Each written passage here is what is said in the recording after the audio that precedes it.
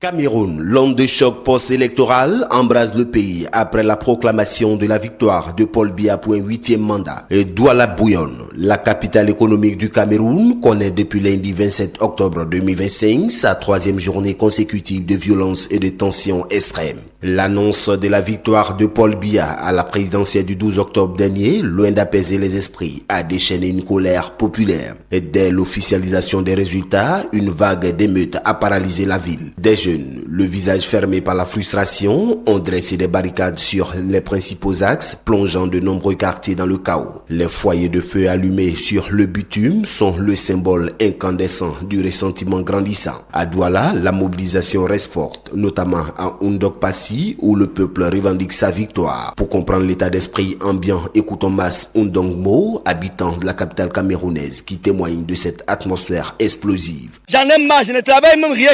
Je ne peux même pas souvenir, même ces petits fils que j'ai à la maison, je ne peux même pas envoyer à l'école. Parce que je ne peux même pas, donc je souffre tellement. Il faut que Paul Biya laisse. Non, la nouvelle m'a abattu. Ça m'a abattu. J'ai failli casser mon téléviseur. Ça m'a abattu. Parce que je n'aime ce qu'ils ont fait, c'est l'hypocrisie. Ce qu'ils ont fait au cours de ça, c'est l'hypocrisie. Le gouvernement, si, pardon, il a dit pardon, qu'elle laisse. Quand ça te dépasse, tu laisses. Paul Biya a beaucoup fait pour nous. Il laisse. On lui respecte beaucoup. C'est notre papa, c'est notre grand-père. On l'accepte, on laisse.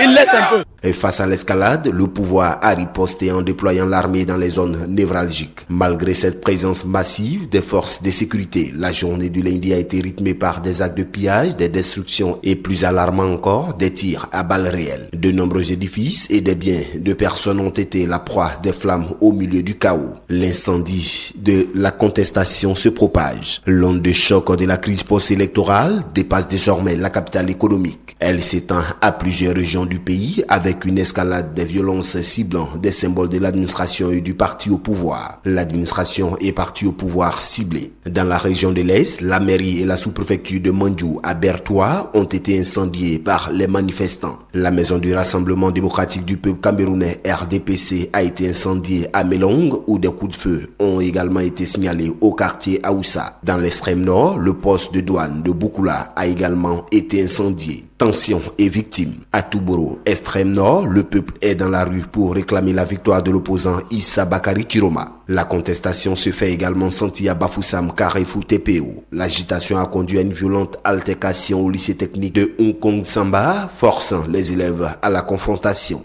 Un acte de violence tragique a été rapporté à Mandjou-Bertoua où un adolescent a été abattu ce jour. Inquiétude pour la sécurité scolaire. À Fumba, les élèves du lycée bilingue de la ville et des écoles primaires ont fui leur établissement. Selon un enseignant, un homme armé s'est présenté et a exigé le renvoi des enfants à la maison. Pourtant, la détermination des contestataires reste inébranlable. Ils exigent la vérité des urnes, refusant la victoire de Paul Biya réélu avec 53% des voix. L'opposant Chiroma, qui dénonce une fraude électorale, a réitéré lundi 27 octobre son appel à la mobilisation générale. Le bras de fer ne fait que commencer alors que le président Biya entame un nouveau mandat contesté. Douala ville martyre et révoltée reste le baromètre d'une crise post-électorale dont l'onde de choc n'a sans doute pas fini de se propager dans le pays.